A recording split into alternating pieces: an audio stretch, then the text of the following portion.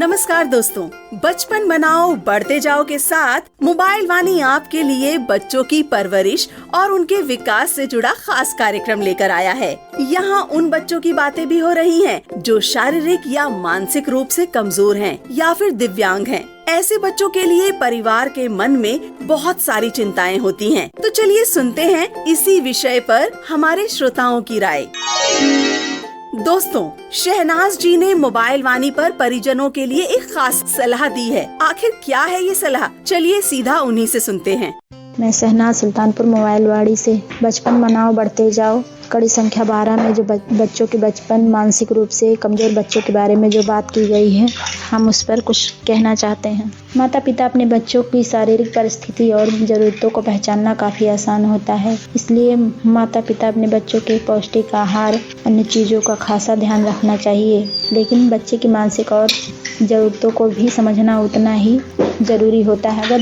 अगर आपका बच्चा मानसिक रूप से बेहतर तरीके से होता है तो बच्चों के स्पष्ट रूप से सोचने, सामाजिक रूप से विकसित होने और नए कार्य सीखने की क्षमता बढ़ती है। इसलिए हमें आम बच्चों जैसा ही जो बच्चा दिमाग से कमज़ोर है उसको भी उसी तरह देखना चाहिए, उसे सीखने के लिए प्रोत्साहित करना चाहिए, बच्चों के साथ ईमानदारी से पेश आना चाहिए और दोस्त बनाना चाहिए, उसे खेलने के लिए प्रोत्साहित करना चाहिए।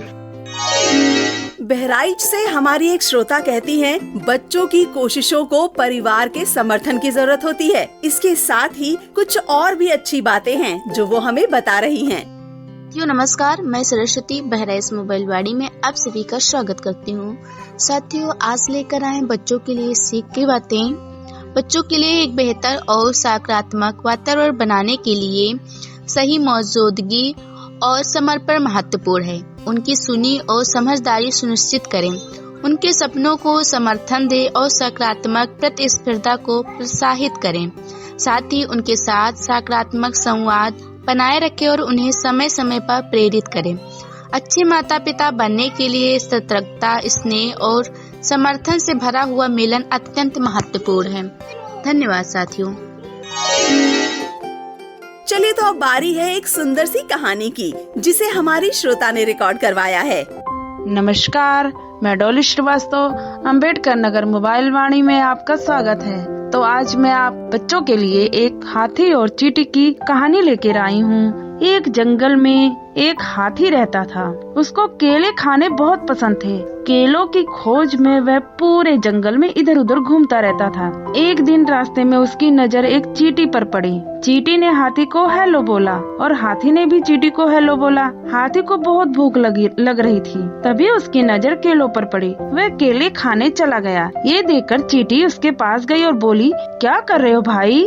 हाथी ने जवाब दिया, मुझे केले बहुत अच्छे लगते हैं। मैंने सुबह से कुछ नहीं खाया, इसलिए केले खा रहा हूँ। उसने चींटी को भी केले खाने के लिए कहा, मगर उसने मना कर दिया। चींटी ने हाथी को बताया कि जंगल में किन किन जगहों पर अच्छे और स्वादिष्ट केले मिलते हैं। धीरे धीरे दोनों की दोस्ती बहुत पक्की हो गई। अब चींटी को किसी भी तरह की दिक्कत आती तो वह सबसे पहले अपने दोस्त हाथी को ही बताती।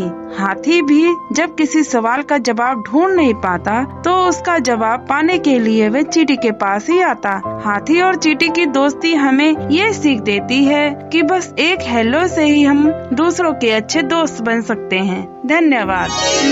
हम आपके लिए लेकर आए हैं एक प्रतियोगिता। अगर आप अपने बच्चों के लिए कोई कहानियाँ गाते हैं, कुछ कहानियाँ उन्हें सुनाते हैं, तो उन कहानियों को इस मंच पर जरूर रिकॉर्ड कराएं। देखते हैं इस प्रतियोगिता में कौन विजेता बन पाते हैं। अपने फोन में नंबर 3 दबाकर अभी ये कहानियाँ रिकॉर्ड कीजिए। दोस्तों, बच्चों में जब शारीरिक कमजोरी होती है या फिर मानसिक दिव्यांगता, तो उनके भविष्य को लेकर चिंताएं ज्यादा होती हैं। पर अगर उन्हें सहारे की बजाय साथ देने की पहल की जाए, उन्हें आत्मनिर्भर बनाने की कोशिश की जाए, तो जीवन आसान हो जाता है ना? वैज्ञानिक भी यही मानते हैं। मानसिक दिव्यांगता के कारण विकास धीमा होता है, पर बच्चों की सीखने की ललक कम नहीं होती। बाकी आप माता पिता हैं, आपकी राय ज्यादा मायने रखती है। तो चलिए अभी रिकॉर्ड कीजिए फोन में नंबर 3 दबाकर हमें बताइए कि मानसिक या शारीरिक रूप से दिव्यांग बच्चों को सक्षम बनाने, आत्मनिर्भर बनाने के लिए ऐसे कौन कौन से छोटे छोटे कदम उठाए जा सकते हैं। हमें आपके सुझावों का इंतजार रहेगा। जल्द ही फिर मिलते हैं बचपन बनाओ बढ़ते जाओ में।